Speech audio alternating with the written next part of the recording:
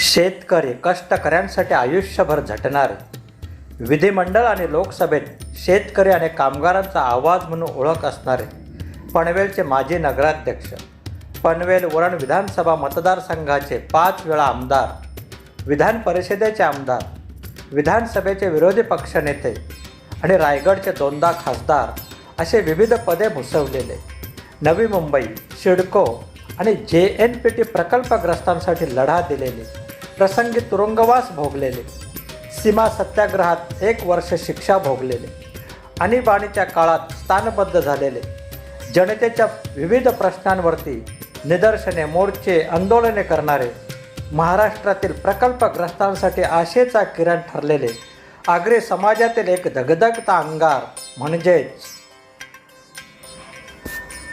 Dinkar Balu Patil Deepa Patil. Actually माझ्या जन्मापासून ते दिबा पाटील साहेबांच्या मृत्यूपर्यंत कायम मी त्यांच्याबरोबरच राहिलेलो आहे. वयाच्या सुमारे 5व्या वर्षी, माझ्या वयाच्या 5व्या वर्षी आम्ही या संग्राम या निवासस्थानी राहायला आलो. मी जरी लहान असलो तरी बऱ्याचशा आठवणी माझ्या लक्षात आहेत. मी माझ्या शालेय जीवनापासून ते कॉलेजच्या जीवनापासून दिबा पाटील साहेबांच्या बरोबर त्यांच्या प्रचारसभा, त्यांची सामाजिक आंदोलने, त्यांची शेतकऱ्यांची आंदोलने ही मी जवळून पाहिलेली आहेत. बऱ्याचदा मी त्यांच्याबरोबर त्यांचा ड्रायव्हर म्हणून सुद्धा जात असे. घरातल्यांशी त्यांचे संबंध फार प्रेमाचे होते, जिव्हाळ्याचे होते आणि विशेषतः मला त्यांच्या इलेक्शनच्या नंतरच्या त्यांच्या ज्या विजय मिरवणुका असायच्या त्या आठवतात. आंदोलनाच्या काळातली ते आंदोलनं मला आठवतात. विजय मिरवणुका वगैरे याच्याबद्दल जास्ती न सांगता मी त्यांच्या आंदोलनांबाबत सांगण्याचा प्रयत्न करेन. शेतकऱ्यांसाठी त्यांनी संपूर्ण आपलं आयुष्य शेतकऱ्यांच्या जे प्रश्न आहेत त्याच्यासाठी झिजवलं होतं. विशेषतः नवी मुंबई भागामध्ये जे भूसंपादन होत होतं त्याच्याविरुद्ध त्यांनी फार मोठं आंदोलन केलं होतं. 1970 साली त्या काळच्या सरकारने मुंबईला जागा कमी पडते म्हणून त्या निमित्ताने नवी मुंबई किंवा जुळी मुंबई ही स्थापन करण्याचे ठरवले होते. त्यावेळी ह्या भागातील सर्व गावं उठवण्यात येणार होती व सर्व जमिनी सरकार ताब्यात घेणार होती. परंतु त्यावेळी दिबा पाटील साहेबांनी आपल्या सहकाऱ्यांच्या जोडीने नवी मुंबई जमीन बचाव समिती अशी एक समिती त्यावेळी स्थापन केली होती. नवी मुंबई जमीन बचाव समितीचं कार्य हे या भागातल्या शेतकऱ्यांना जास्तीत जास्त न्याय मिळवून देण्याचं होतं. 1970 साली एक फार मोठा मोर्चा त्यावेळी काढण्यात आला होता व त्या मोर्चाचं फलित म्हणून ही जी गावं उठणार होती तो निर्णय रद्द होऊन गावं ही आहेत त्या ठिकाणी राहिली व आज आपले प्रकल्पग्रस्त म्हणा किंवा आपले जे शेतकरी आहेत, आपले समाज बांधव हे या भागात आपल्याला दिसत आहेत. अन्यथा आपलं पुनर्वसन कुठेतरी दूरवर होणार होतं. 1970 सालापासून हे शेतकऱ्यांसाठीचं जे आंदोलन होतं ते चालू होतं. परंतु याची मुख्यत्वे सुरुवात 1981 साली झाली. 81 साली न्हावा म्हणून जे गाव आहे तिथे काही जमिनी संपादन करण्याचा प्रश्न आला होता व सरकार अतिशय कमी भावामध्ये त्या जमिनी संपादित करू इच्छित होतं. दिबा पाटील साहेबांनी त्यावेळी जासई येथे एक आंदोलन केले व तिथे हजारो लोक त्या आंदोलनात सहभागी झाले होते. पोलिसांच्या विरुद्ध तिथे फार मोठ्या प्रमाणात चकमक उडाली होती व ह्या चकमकीमध्ये दिबा पाटील साहेबांचं स्वतःचं डोकं लाठीमारामध्ये फुटलं होतं व त्यांचं रक्त सांडलं होतं. त्यांचा रक्ताने भरलेला शर्ट अजूनही आज आपल्या घरामध्ये आहे, त्याची आपण फ्रेम करून ठेवलेली आहे. त्यावेळी झालेल्या गोळीबारामध्ये अनेक कार्यकर्ते जखमी झाले होते. लाठीमारामध्ये शेकडो कार्यकर्ते जखमी झाले होते. पण शेतकरी डगमगले नव्हते. दिबा पाटील साहेबसुद्धा रक्ताने डोकं फुटलेलं असतानासुद्धा रक्ताने माखलेल्या परिस्थितीत त्या आंदोलनाचे नेतृत्व करत होते. शेवटी पोलिसांना तिथे माघार घ्यावी लागली व त्यानंतर झालेल्या चर्चेमध्ये, सरकारबरोबर झालेल्या चर्चेमध्ये तिकडच्या जमिनीला त्या प्रमाणात, त्यापेक्षा मागणीप्रमाणे योग्य असा भाव मिळाला व ते आंदोलन यशस्वी झालं. त्यानंतरचं सर्वात महत्त्वाचं आंदोलन जे दिबा पाटील साहेबांच्या नावावर नोंदवलं गेलेलं आहे ते 1984 सालचं आंदोलन. 1984 साली सरकारने न्हावाशेवा येथे बंदर उभारणीचं काम करण्याचा निर्णय घेतला होता.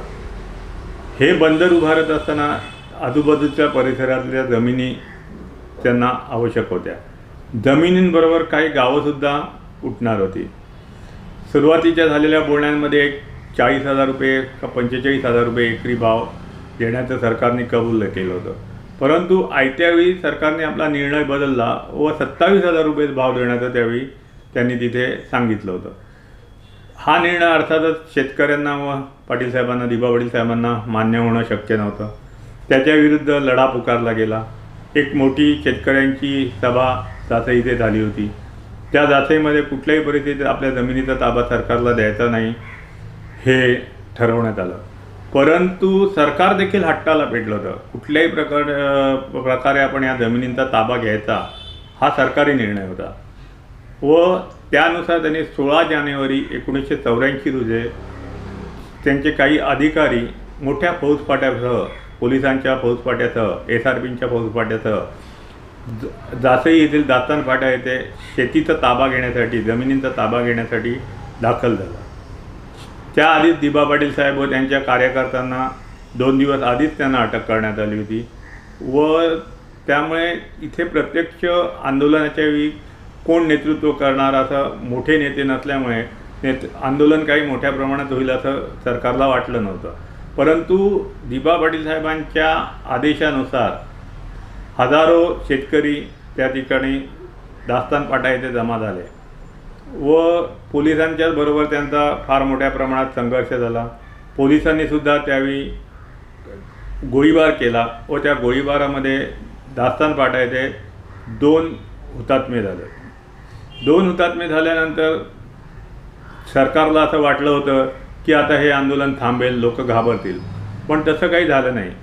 दिनांक 17 जानेवारी रोजी नवघर फाटा, पागोटे या भागातील हजारो शेतकरी नवघर फाटा इथे, उरण इथे जमा झाले व त्यांनीसुद्धा या संपादनास विरोध केला. त्यावेळीसुद्धा पोलिसांबरोबर झालेल्या चकमकीत, पोलिसांच्या गोळीबारामध्ये 3 हुतात्मे झाले. पागोटे गावचे 3 हुतात्मे झाले. पहिल्या दिवशी झालेले एक किर्ल्याचे होते, दुसरे दुतुमचे होते. दुसऱ्या दिवशी झालेल्या गोळीबारामध्ये पागोट्याचे 3 जण हुतात्मे झाले. त्यामध्ये एक पिता पुत्र होते. शेवटी सरकारलासुद्धा लक्षात आलं की नाही, हे आपल्याला या पद्धतीने आपण दडपशाही करून ही जमिनी काही घेऊ शकत नाही. त्यांनी आपलं भूसंपादनाचं काम थांबवलं व दिबा पाटील साहेबांना त्यांच्या कार्यकर्त्यांसह चर्चेसाठी बोलवलं.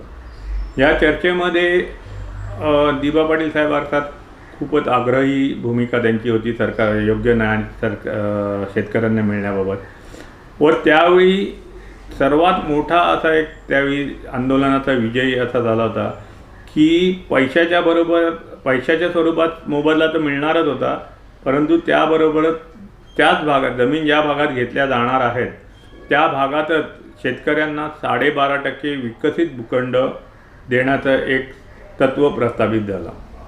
म्हणजे समजा 1 एकर जमीन त्यांची शेतकऱ्याची गेली तर त्याच्या 12.5% जमीन विकसित करून, संपूर्णप्रमाणे रस्ते, पाणी पुरवठा वगैरे व्यवस्थित करून ते शेतकऱ्यांना देण्याचं तत्त्व विकसित झालं व त्या तत्त्वाचा फायदा आज आपल्या उरण, पनवेल, नवी मुंबई परिसरातील शेतकऱ्यांना फार मोठ्या प्रमाणात झालेला आहे.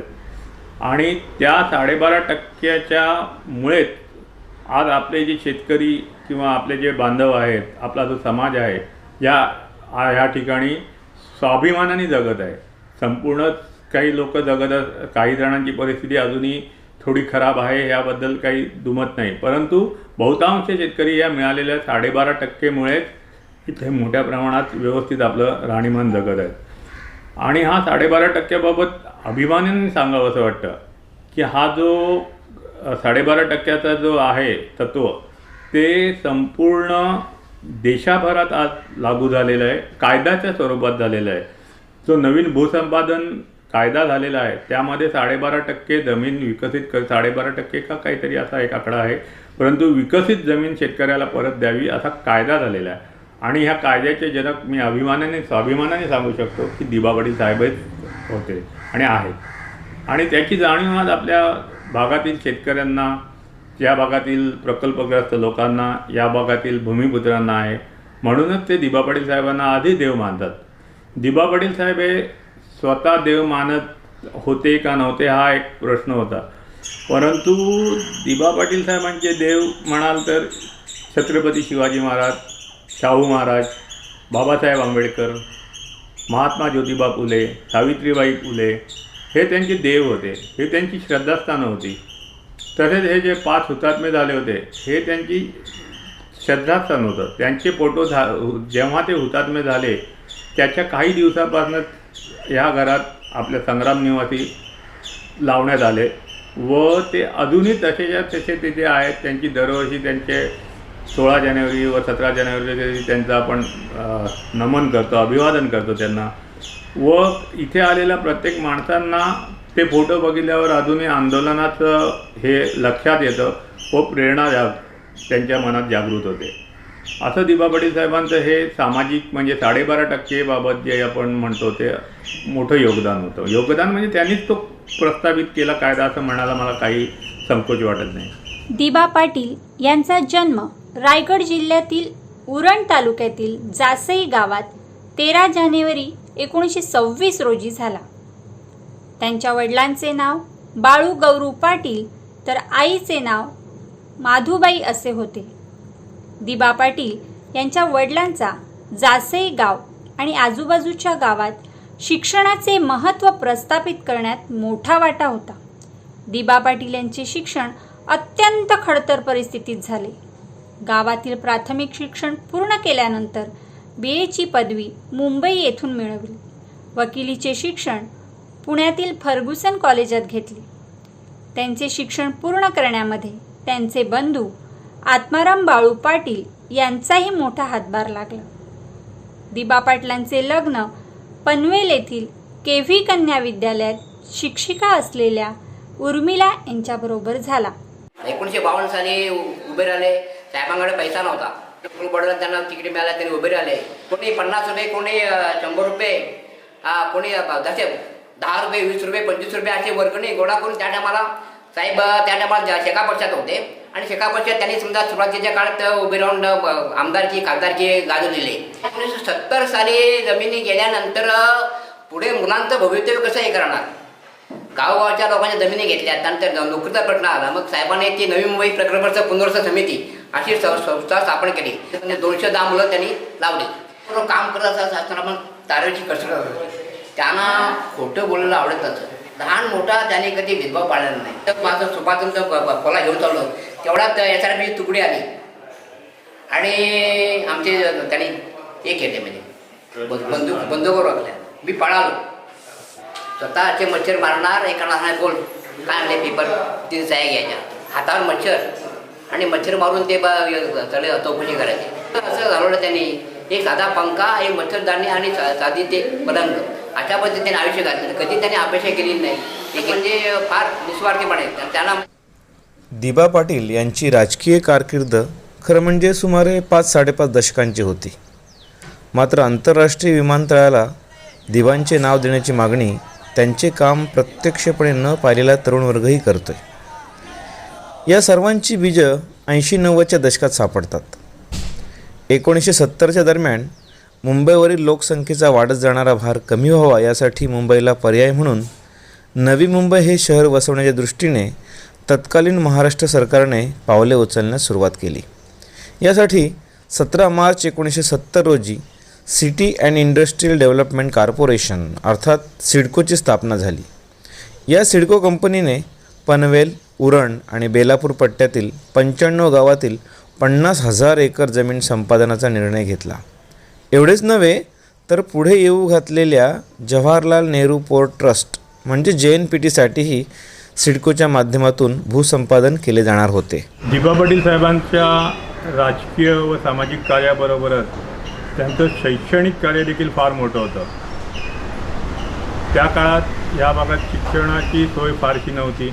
पनवेल शहरामध्येच शिक्षणाची सोय होती, गावोगाव शिक्षणाची सोय नव्हती. परंतु दिबा पाटील साहेबांनी त्यावेळी सर्वात प्रथम त्यांचं स्वतःचं गाव असलेल्या जासई येथे प्राथमिक शाळा व हायस्कूल काढून शिक्षणाची सोय उपलब्ध करून दिली. तसंच त्याच्या पाठोपाठ त्यांनी बऱ्याच गावोगावी हायस्कूल निर्माण करण्यासाठी प्रयत्न करून रयत शिक्षण संस्थेच्या माध्यमातून मोठ्या प्रमाणात शिक्षणाची गंगा या भागात आणली. आपलं 10वीपर्यंत किंवा त्यावेळेच्या 11वीपर्यंत शिक्षणाची सोय तर झाली, परंतु उच्च शिक्षणाची सोय आपल्या भागात नव्हती. लोकांना मुंबई किंवा अलिबाग किंवा ठाणे इथे उच्च शिक्षणासाठी जायला लागत होतं. त्या विचारांनी दिबा पाटील साहेबांनी पनवेल येथील जे डोंबाळा आहे तिथे एका कॉलेजची स्थापना केली. त्याच्यानंतर उरण फुंडे येथे कॉलेजची स्थापना केली. वाशी येथे नवी मुंबई वाशी येथे कॉलेजची स्थापना केली व उच्च शिक्षणाची सुद्धा सोय आपल्या भागातच करून दिली. आज ती तिन्ही कॉलेजे नावारूपात आलेली आहे.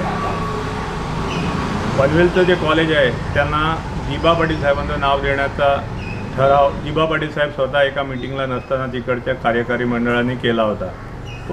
परंतु दिबा पाटील साहेबांनी स्वतःचं नाव देता त्या कॉलेजला महात्मा ज्योतिबा फुलेंचं नाव दिलं. आमची आई ही त्या काळची BA होती. त्या काळी म्हणजे आई म्हणजे आज त्यांचं वय असतं तर मला वाटतं 90च्या पुढे 100च्या आसपास असतं. त्या काळी त्या BA झाल्या होत्या. त्या मुंबईच्या रुईया कॉलेजमधनं त्यांचं शिक्षण झालं होतं. त्या दादर मुंबई इथे राहिलं होतं. त्यांचं मूळ गाव पेण वाशी होतं आणि त्यांनी वयाच्या रिटायरमेंटपर्यंत 58 वर्षापर्यंत त्यांनी शिक्षकी पेशा केला. एवढ्या मोठ्या माणसाची पत्नी असूनसुद्धा त्यांनी आपला शिक्षकी पेशा सोडला नव्हता व रिटायरमेंट झाल्यानंतरच त्यांनी घरी बसून म्हणजे त्या घरी बसल्या. तोपर्यंत त्या शिक्षक म्हणून काम करत होत्या.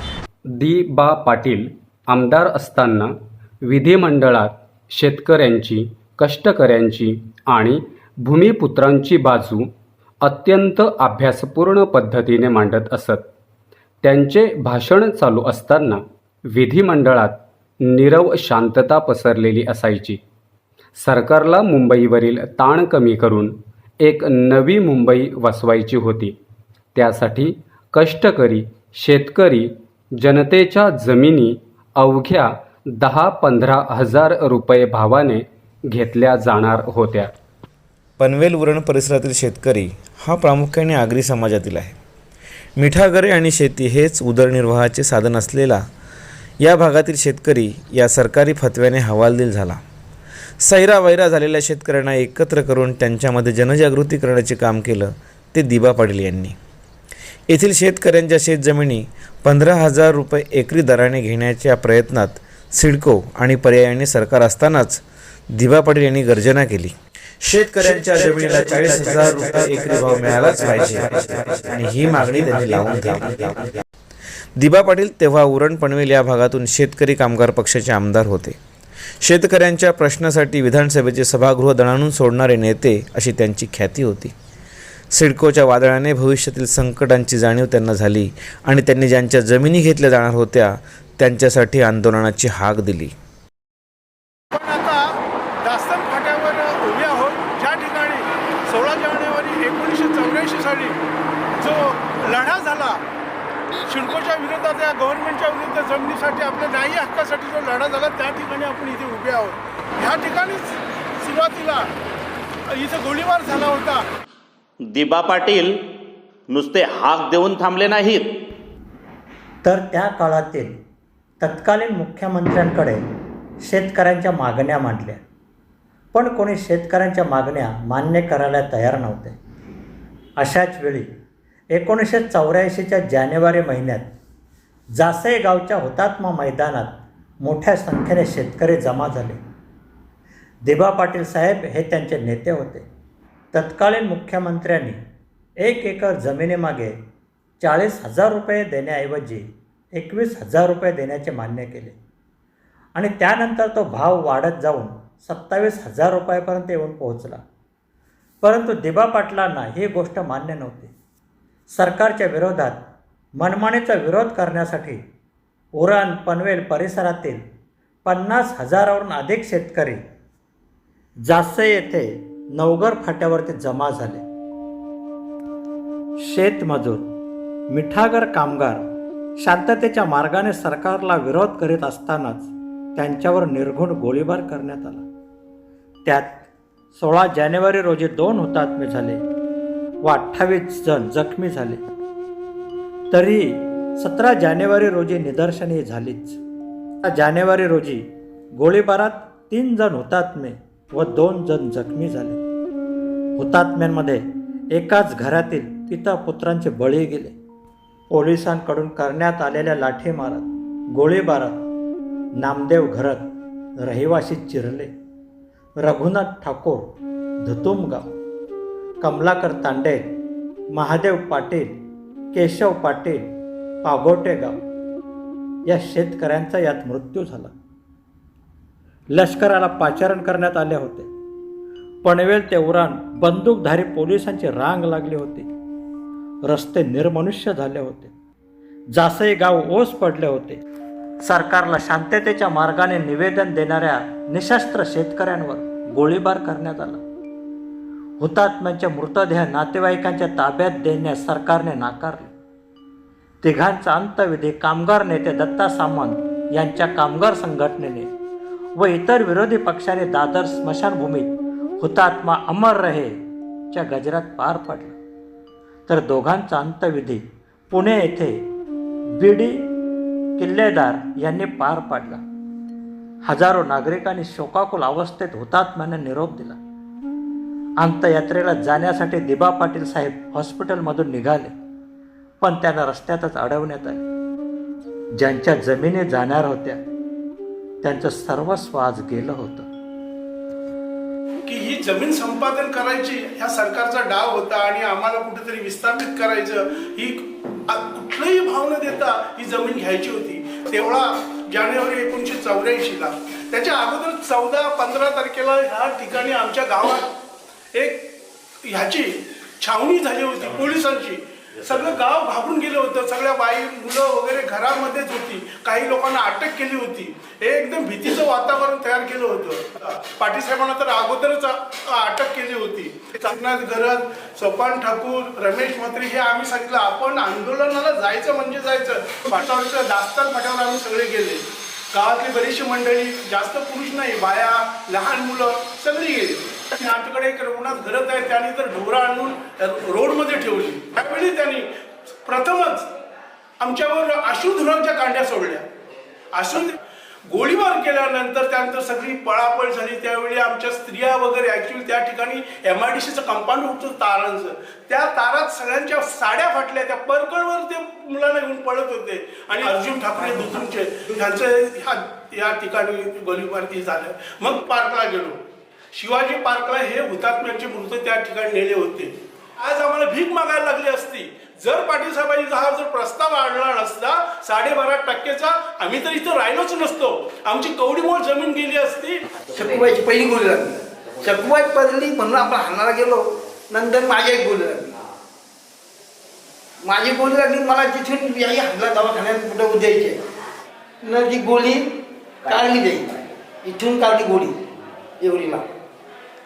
ते फोन केला, गोळी लागलं कुठं आहे तर पोलीस स्टेशनला. मग तसंच साहेबाई फोन केला आमचा, म्हणून पोलीस स्टेशनला दवाखान्यात हा ना. मग तिथून मला पनवेलला आणलं, पट्टोळी दवाखान्यात. मग तिथे ते 1 महिनाभर तिथे मला ठेवला. आपण पाहिलं असेल की आत्ताच दिबा साहेबांच्या नावासाठी जे आंदोलन झालं त्याच्यामध्ये मोठ्या प्रमाणावर तरुण वर्ग आपल्याला दिसला. याचं महत्त्वाचं कारण मला असं वाटतं की दिबा पाटलांची जी भाषणं, ज्याच्यामध्ये विधानसभेतील जी भाषणं, ज्याच्यामध्ये प्रत्येकजण हादरून जायचं अक्षरशः. म्हणजे असं म्हटलं जातं की त्यावेळीचे जे CM होते की वसंतदादा असतील, शरदजी पवार असतील, हे सुद्धा स्पेशली त्यांची भाषणं ऐकण्यासाठी थांबायचे. ही जी भाषणं आहेत ही नक्कीच तरुणाईला आकर्षित करतात, परंतु दिबांची ही भाषणं आज आपल्याला खऱ्या अर्थाने जमिनीवर सुद्धा दिसतात. 1984 साली जो लढा उभारण्यात आला त्यावेळी माझं शिक्षण जवळजवळ इयत्ता 5वीमध्ये होतं. आम्हाला तर एवढी अक्कल पण नव्हती की ह्या लढ्यामध्ये काय करायचं नाही. आम्ही सर्वजण बसलेलो असताना पोलिसांनी ज्यावेळी अश्रधुराच्या कांड्या सोडल्या त्यावेळी सगळीकडं धूरच धूर असा झाला. त्यावेळी सगळी लोक इकडं तिकडं पलापल झाली, लोकांवर लाठीचार्ज झाले आणि त्यावेळी आम्ही लहान असल्यामुळं गोळी लागेल याच्या भीतीने आम्ही समोर असणाऱ्या खाडीमध्ये उड्या टाकल्या आणि पपईच्या कांड्या घेतल्या होत्या. त्यावेळी त्या दोन्ही बाजून पपईची कांडी मोकळी असते, एका बाजून तोंडात टाकली आणि एक पाण्याच्या वर ठेवून आम्ही त्या कांड्यांच्या साहाय्यानं मुठ्याच्या खाडीमध्ये तिकडं गेलो होतो. काही गावातील तरुणांना तर लाठ्या मारून एकदम असे त्यांचे आत्तापर्यंत पण त्यांना ते 1984च्या आंदोलनाचा हे जाणवतोय की त्या लाठ्यांचा मार अजून जाणवते त्यांना. असे बरेच बोलत दिबा पाटील साहेबांना. नाना आले का आमचा अख्खा गाव एकत्र जमा व्हायचा आणि नाना जे सांगतील का इथं आपल्याला आंदोलन करायचं, तिथं आमचा अख्खा आमचाच गाव नव्हे तर हे सर्व इथली विभागातील सर्व गावच्या तिथं हजर व्हायची. अशी लाखोच्या संख्येने लोक हजर व्हायची. असा पाटील साहेबांवर सगळ्यांचा प्रेम होता, कारण ते निस्वार्थी त्यावेळी होते आणि शेवटपर्यंत ते निस्वार्थीपणानंच जगले. डायरेक्ट गोळीबार केला पहिला नामदेव शंकरकर पहिला होता तो. दुसरा होता तो झाला तुमचा रघुनाथ, हां तो झाला. ती गोळी आमच्या दोघांच्या मोजून आली, जी चाफ्यावर लागली, 31 चाफ्यावर झालं. हां ती लागली तरी पण मी त्याला जिथून करायला लागली. तिसरी गोळी सरदारजी मामा इथं लागली, इथं गोळी लागली त्याला. आम्ही तरी पण त्याला किल्लावर नेला. शेतकऱ्यांच्या मृत्यूने हे आंदोलन अधिकच चिघळले. आता मात्र दिबा पाटील यांनी एकरी 40,000 रुपये भाव, त्याचबरोबर प्रकल्पग्रस्तांना न्याय मिळावा या मागणीसाठी ते हटून राहिले. गावोगावी चर्चासत्रे सुरू झाली, जनजागृती केली गेली, भूमिपुत्र पेटून उठला. स्थानिक भूमिपुत्रांचा संघर्ष शिगेला पोहोचलेला पाहताच सरकारने नमते घेऊन दिबांशी चर्चा केली. यावेळी दिबा पाटील साहेबांनी मांडलेली योजना पुढे केवळ रायगडकरांसाठीच नव्हे तर अवघ्या महाराष्ट्रातील प्रकल्पग्रस्तांसाठी वरदान ठरली. ती योजना म्हणजेच 12.5% विकसित भूखंड आणि जमिनीचा योग्य मोबदला. सिडकोच्या माध्यमातून पनवेल, उरण, बेलापूर ह्या पट्ट्यातील 95 गावांमधील साधारणतः 50 एकर जमीन संपादन करण्याचं शासनाने ठरवलं. शासनाने हे ठरवलेलं असताना जमीन मालकाला भाव काय द्यायचं जमिनीचं हे ठरत नव्हतं. त्यावेळी खऱ्या अर्थाने जर कुणी काम केलं असेल ते DB पाटलांनी काम केलं, म्हणजेच दिबा पाटलांनी काम केलं. शासनाकडून 15,000 रुपये एकरी भाव देण्याचं ठरलं. परंतु हे भाव ठरल्यानंतर जे JNPT बंदराला जी जागा देणार होती ती खाजणाची जागा होती. त्या खाजणाच्या जागेला भाव कमी द्यायचं असं शासनाचं ठरलं. परंतु त्याला विरोध करण्यासाठी दिबा पाटलांच्या ध्यानात आलं की हे सिडकोच्या मार्फत ज्या वेळेला या जमिनी दिल्या जातील त्यावेळी मोठ्या प्रमाणात सिडको फायदा घेणार आहे याच्यातून किंवा नफा कमावणार आहे. म्हणून दिबा पाटलांनी त्यावेळेला 40,000 रुपये एकरी अशा भावाची मागणी केली. लढा उभारला. दास्तान फाट्यावर मोठा संघर्ष झाला. या संघर्ष परंतु 12.5%चा जो खऱ्या अर्थाने जर कुणी जर कायदा करायचा भाग पडला असेल तो दिबा पाटलांनी केलेला आहे. आज उरण, पनवेल आणि बेलापूर पट्ट्यातील जी काय संपन्नता आहे ती फक्त दिबा पाटलांच्या मुलेच आहे आणि याचं सर्वस्वी श्रेय हे दिबा पाटलांनाच द्यायला लागेल. जासईच्या या आंदोलनामुळे प्रकल्पग्रस्त शेतकऱ्यांना 12.5% योजनेअंतर्गत विकसित भूखंड देण्याचा निर्णय ऑक्टोबर 1994 झाला. म्हणजेच एखाद्या शेतकऱ्याची जमीन भूसंपादनात गेली असता त्या जमिनीला एकरी भाव आणि सोबत 12.5% विकसित भूखंड तोही त्याच भागात देणे बंधनकारक झाले. अशा रीतीने दिबा पाटील साहेबांनी शेतकऱ्यांचे आंदोलन यशस्वी केले. दिबा पाटील म्हणजे राजकारणात राहून समाजकारण करणारे संवेदनशील मनाचे नेते होते याची प्रचिती आपणास मिळते. कारण जासईच्या आंदोलनात ज्या 5 शेतकरी बांधवांनी बलिदान दिले त्यांची आठवण म्हणूनच दिबांनी आपल्या घरात 5 शेतकऱ्यांचे फोटो लावले होते. त्यांच्या घरी येणाऱ्या जाणाऱ्यांना त्या 5 शेतकऱ्यांची आठवण कायम येत राहावी, हाही उद्देश असेल. दिबा पाटील नवी मुंबईकरांचे तारणहार आणि मसीहा बनले ते जासईचे आंदोलन आणि ह्या आंदोलनामुळे 12.5% भूखंड ह्या योजनेमुळेच. दिबांनी येथील स्थानिक शेतकरी आणि भूमिपुत्रांचा अत्यंत जिव्हाळ्याचा विषय सोडवला होता. आज आगरी समाज नवी मुंबई येथील शेतजमिनी जाऊनही आपल्याच भूमीत उभा राहिलेला दिसतो, ते केवळ आणि केवळ दिबा पाटील यांच्यामुळेच. जर दिबा पाटील नसते तर सरकार कधीच मागे हटले नसते आणि भूमिपुत्र प्रकल्पग्रस्त येथून दूर कुठेतरी फेकला गेला असता. म्हणूनच स्थानिक लोकांमध्ये दिबा पाटील यांच्याबद्दल अत्यंत जिव्हाळा दिसून येतो.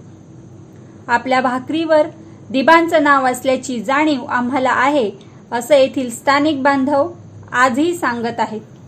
दी.बा. पाटील आपल्याकडे काही कामानिमित्ताने आलेल्या प्रत्येकाची समस्या ऐकून त्या समस्यावरचा उपाय शोधत असत. एखादी सामाजिक समस्या गंभीर असेल तर ते विधिमंडळामध्ये मांडून त्याच ठिकाणी सोडवण्याचे काम ते करत असत. दी.बा. पाटील हे केवळ आगरी समाजाचे नेते नव्हते, तर संपूर्ण महाराष्ट्रातील धरणग्रस्तांसाठी, कष्टकऱ्यांसाठी, प्रकल्पग्रस्तांसाठी एक वरदान ठरलेले नेतृत्व होते. विधिमंडळात त्यांनी आदिवासी, शेतकरी आणि स्त्रियांचे प्रश्नही मांडले आणि सोडवलेही. पाटील साहेबांची राजकीय कारकीर्द आपल्याला सर्वांनाच ठाऊक असेल, परंतु खऱ्या अर्थाने समाजकारण काय असतं हे जर कोणाकडून आम्हाला शिकायला मिळू शकतं आज आपल्या समाजाला, तर एकमेव नाव आपल्यासमोर येईल ते म्हणजे दिबा पाटील साहेब. कारण खऱ्या राजकीय कारकीर्द संपल्यानंतरसुद्धा एखादा व्यक्ती जर एखादं काम घेऊन दिबांकडे आला असेल, आणि बऱ्याच वेळा असं सुद्धा घडलं की प्रकृती चिंताजनक असूनसुद्धा अक्षरशः ॲम्ब्युलन्सने ते त्या कामासाठी ते शासकीय दरबारी गेलेले आहेत. हे म्हणजे कुठेतरी प्रत्येकाच्या आमच्या काळजाला भिडणारं हे जे आहे समाजकारण, हे तुम्ही आम्ही आपल्यासारखे तरुण दिबा पाटील साहेबांच्या जीवनातून नक्कीच प्रेरणादायी आणि प्रेरक म्हणून घेऊ शकतो. जिथे जिथे अन्याय झाला, जिथे जिथे संघर्ष करायला हवा, तिथे दिबा पाटील पहिले पोचून आंदोलनातील सहभाग घेत. संयुक्त महाराष्ट्राच्या चळवळीतही दिबांचे योगदान महत्त्वाचे राहिले आहे. 1952 साली ते कुलाबा आणि आत्ताचा रायगड जिल्हा लोकल बोर्डाच्या निवडणुकीत बहुमताने विजय झाले आणि खऱ्या अर्थाने त्यांचा राज्यसभेत प्रवेश झाला. मात्र याच काळात संयुक्त महाराष्ट्राच्या आंदोलनाची बांधणी सुरू होती. आपला व्यवसाय सांभाळून दिबांनी 1956च्या संयुक्त महाराष्ट्राच्या मागणीसाठी लोकल बोर्डाचा राजीनामा दिला. संयुक्त महाराष्ट्राच्या चळवळीत ते सामील झाले. संयुक्त महाराष्ट्राच्या चळवळीत सीमेवर जाऊन कार्यकर्त्यांना आणण्याचं काम त्यांच्यावर सोपवण्यात आलं. या लढ्यात सहभागी झाले म्हणून त्यांना तुरुंगवासही भोगावा लागला, पण दिबा मागे हटले नाहीत. दिबा पाटील साहेब हे आरक्षणाबाबत फार आग्रही होते. आरक्षणाबाबत त्यांची भूमिका अतिशय तीव्र होती. त्यावेळी मंडल आयोग जो निर्माण झाला होता त्यांनी काही शिफारसी केल्या होत्या. त्यांनी ओबीसींना आरक्षणाच्या संख्येमध्ये वाढ होणार होती व त्या मंडल आयोगाच्या शिफारसी अंमलात याव्या याच्यासाठी दिबा पाटील साहेबांनी फार मोठं कार्य केलं होतं. त्यांनी त्याकरता राज्यभर दौरे केले होते. देशव्यापी एक समिती होती, त्याचे ते सभासद होते. त्या समितीचे महाराष्ट्र राज्याचे ते अध्यक्ष होते. आणि एक गोष्ट मला इथे अभिमानाने सांगायला वाटेल की ओबीसी आरक्षणाबाबत दौरा करत असताना औरंगाबाद येथे एक भाषण करत असताना ओबीसींबाबत मंडल आयोगाच्या शिफारशींची अंमलबजावणी होण्याबाबत भाषण करत असताना त्यांना अचानक थोडासा त्रास जाणवू लागला. त्यांनी त्यांचं भाषण त्यावेळी तिकडे आटोपतं घेतलं व त्याच्यानंतर ते तिथे राहायला होते त्या विश्रामगृहात आल्यानंतर त्यांच्या पीएनी तिकडच्या डॉक्टरांना बोलून घेतलं. डॉक्टरांनी त्यांना तपासलं असता लक्षात आलं की यांना थोड्या प्रमाणात हृदयविकाराचा काहीतरी त्रास जाणवतो आहे त्यांनी त्यांना तिथे औरंगाबादच्या हॉस्पिटलला ॲडमिट केलं. ॲडमिट केल्यानंतर त्यांना हृदयविकाराचा एक सौम्य झटका येऊन गेल्याचं लक्षात आलं. त्यामुळे त्यांना ताबडतोबीने मुंबई येथील सेंट जॉर्ज हॉस्पिटलमध्ये हलवण्यात आलं होतं. सेंट जॉर्ज हॉस्पिटलमध्ये काही दिवस राहिल्यानंतर त्यांना विश्रांतीचा सल्ला देण्यात आला होता, परंतु डॉक्टरांचं काय त्यांनी ऐकलं नाही. विश्रांती वगैरे जेमतेम थोडे दिवस घेतली व पुन्हा ते OBC आरक्षणाच्या संदर्भात राज्यभर त्यांनी दौरे केले. आज आपल्याला जे आरक्षण मिळतं आहे, OBCंना जे मिळतं आहे, त्याच्यामागे नक्कीच दिबा पाटील साहेबांचा फार मोठा वाटा आहे त्या कार्यामध्ये, असं मला अतिशय वाटतं आणि ते कुणी नाकारू नये असं एक माझं मत आहे. आज आपल्या इथे जे OBCंचं जनगणना व्हावी ही एक मागणी समोर येते. ॲक्च्युली दिबा पाटील साहेबांनी त्यावेळी ही मागणी केली होती व ती मागणी सरकारी पातळीवर होत नसल्यामुळे आगरी समाजाची जनगणना व्हावी हा त्यांनी एक प्रयत्न त्या काळी केला होता. सरकारमार्फत नाही, वैयक्तिक जी आगरी आमची संस्था आहे त्याच्यामार्फत त्यांनी तो प्रयत्न केला होता. दिबा पाटलांची पूर्ण राजकीय कारकीर्द शेतकरी कामगार पक्षात गेली, परंतु 1999 साली त्यांनी शिवसेनेत प्रवेश केला. शिवसेनेतून त्यांनी रायगडमधून खासदारकीची निवडणूक लढवली, परंतु ते तेव्हा पराभूत झाले. कदाचित हा धक्का त्यांना सहन झाला नसेल आणि त्यानंतर त्यांनी राजकारणातून हळूहळू अंग काढले. राजकारणातून ते बाहेर पडले, परंतु दिबा पाटील यांचा पिंड राजकारणापेक्षा समाजकारण हाच होता. राजकारण सोडलं पण ते समाजकारण करतच राहिले. त्यांनी सामाजिक आंदोलनाशी आपला संबंध तोडला नाही. ते सातत्याने मार्गदर्शकाच्या भूमिकेत वावरत राहिले. अगदी सिडकोच्या सरकारी दरबारात चर्चेसाठी शारीरिक स्थिती ठीक नसतानाही चर्चेसाठी अगदी रुग्णवाहिकेतून गेल्याचेही इतिहास सांगतो. महाराष्ट्राला असलेली 720 किलोमीटर लांब एवढी कोकण किनारपट्टी आहे. कोकण किनारपट्टीत असलेले पालघर, ठाणे, नवी मुंबई, रायगड हे विभाग, या विभागात असलेले आगरी, कोळी, कराडी, कुणबी, शेतकरी, आदिवासी समाज म्हणजे परंपरेचा वारसा जपणारे लोक, या सर्वांसाठी दिबा पाटील यांनी काम केले. इथले स्थानिक अजून एक आठवण दिबांचे सांगतात. 1965 साली शासनाने कामोठे गावची गुरे चरण्यासाठी असलेली जमीन जव्हार इंडस्ट्रीज सोसायटीसाठी परस्पर संपादित केली. तेव्हा हवालदिल झालेले गावकरी दिबांकडे गेले. दिबांनी गावकऱ्यांची बाजू पूर्णपणे ऐकून घेत शासन दरबारी यासाठी पाठपुरावा सुरू केला. दिबांनी गावकऱ्यांच्या लढाईचे नेतृत्व केले. कामोठे गावातील सर्व महिला, पुरुष, गोठ्यातील गायी, म्हशी, बैल व बैलगाडी घेऊन पनवेल तहसीलदार कार्यालयावर विशाल मोर्चा काढला. त्यावेळी महामोर्चा प्रचंड गाजला होता. या मोर्चाच्या दबावाने जिल्हाधिकाऱ्यांनी संपादित केलेल्या जमिनींपैकी 7 एकर जमीन नोटिफिकेशनमधून वगळून गावकऱ्यांना गुर चरण्यासाठी परत केली. पुढे या जागेवर गावकऱ्यांनी शाळा उभारली. दिबा पाटील म्हणजे कष्टकरी जनतेचे एक आधारस्तंभ होते असं म्हणायला काही हरकत नाही.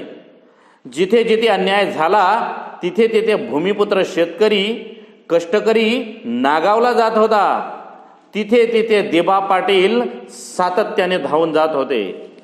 मात्र अंधारात चाचपडत असलेल्या आपल्या आगरी समाजातील लोकांसाठी काहीतरी करण्याची उर्मी त्यांच्यात सातत्याने तेवत होती. आगरी समाज वाचला पाहिजे, शिकला पाहिजे, शिकून सुशिक्षित झाला पाहिजे, त्यांनी आपली प्रगती केली पाहिजे याचा ध्यास दिबांना लागला होता. त्यांनी कर्मकांड अंधश्रद्धेला विरोध केलाच, पण आगरी समाजातील मोठमोठे साखरपुडे, दारू पिऊन हळदी समारंभ करणे यासारख्या चालीरीतींना त्यांनी ठामपणे विरोध केला. त्यांना वाटायचं आपला समाज शिकला पाहिजे आणि पुढे गेला पाहिजे, यासाठी सातत्याने ते प्रयत्न करत होते.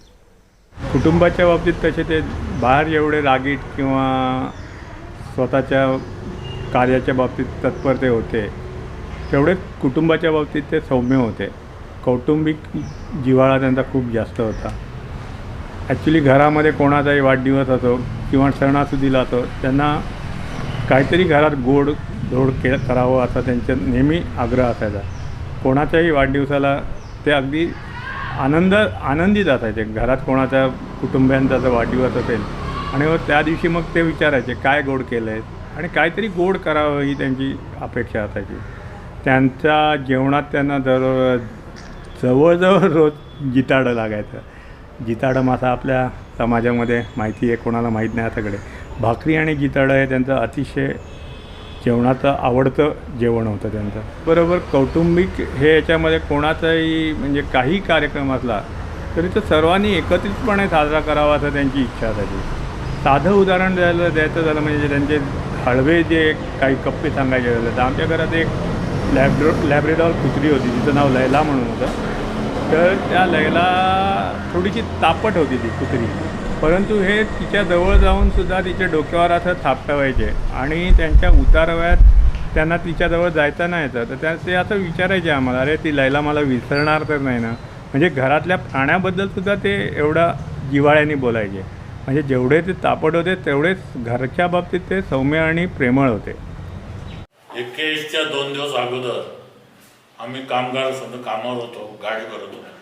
त्या ठिकाणी पोलिसांचा गाडा साहेबांना तिथं अटक केली. अटक केल्यानंतर आम्ही साहेबांच्या भोवताली राहिलो. तर SRP सुद्धा आमच्या भोवताली राहिल्यानंतर ते बाचाबाची करायला लागले. आम्ही पण त्याच्याही की मी एक त्यांना प्रश्न केला की तुमच्या गोटामध्ये जर शिरवण तुमच्या एखाद्या अधिकाऱ्याला आम्ही नेला मग तुम्ही काय करा. तर असं तुम्ही काय कराल इतकाच फक्त उत्तर द्या मला. तसं आमच्या गोटामध्ये शिरून जर साहेबांना तुम्ही नेत असाल तर मग आम्ही अटक करू, पण नेऊ देणार नाही. त्या चाफ्यावर येऊन गोळी हातली. आम्ही 5-6 लोकच होतो. धर्मराव पाटील त्या चाफा होता, त्या चाफ्यावर गोळी लागली. पण वडिलांचे आमचे संबंध होते. लोक एसीमध्ये याच्यामध्ये राहतात, पण या माणसाने आयुष्य असं घालवलं. त्यांनी एक साधा पंखा, एक मच्छरदाणी आणि साधी ते पलंग अशा पद्धतीने आयुष्य घातलं. कधी त्यांनी अपेक्षा केली नाही, ते केलेलं आहे. अशा पद्धतीने त्यांचं वागणं आहे. दिबा पाटील म्हणजे शेतकऱ्यांचे, कष्टकऱ्यांचे तारणहार. राजकीय आणि सामाजिक क्षेत्रात घडून गेल्याने स्वतःच्या शरीराकडे मात्र दुर्लक्ष झाले. दिबा पाटील साहेब यांचा समाजसेवेसाठी वाहिलेला पिंड त्यांना आजारपणातही स्वस्थ बसू देत नव्हता. अशातच 24 जून 2013 रोजी दिबा पाटील म्हणजेच दिनकर बाळू पाटील हे चिरनिद्रेत गेले. दिबा पाटील साहेबांच्या निधनाने प्रकल्पग्रस्तांचा, स्थानिक भूमिपुत्रांचा आवाज शांत झाला. परंतु असे मोहरे मरत नसतात, ते त्यांच्या कार्याने अजरामर झालेले असतात. जोपर्यंत आपल्या भारत देशात, महाराष्ट्रात जिथे जिथे प्रकल्पग्रस्त, अन्यायग्रस्त होतील तिथे तिथे दिबा पाटील यांचा दास्तान फाट्याचा संग्राम निश्चितच आठवला जाऊन तिथं न्यायासाठी जनता पुढे येईल. दिबांचा जय जयकार करत न्याय मिळवतील. दिबा पाटील साहेब आपल्या कार्याने अमर झालेले आहेत. दिबा पाटील साहेबांना लक्ष्मी चित्र या यूट्यूब चॅनलतर्फे भावपूर्ण आदरांजली. दिबा पाटील अमर रहे, अमर रहे, अमर रहे.